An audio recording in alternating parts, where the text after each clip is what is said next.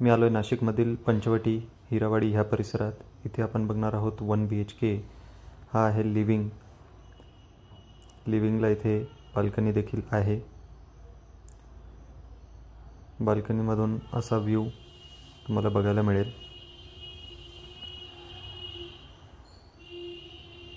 One BHK नवीन construction. हा आहे kitchen.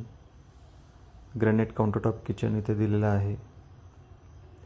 किचनला dry balcony इथे दिलेली आहे.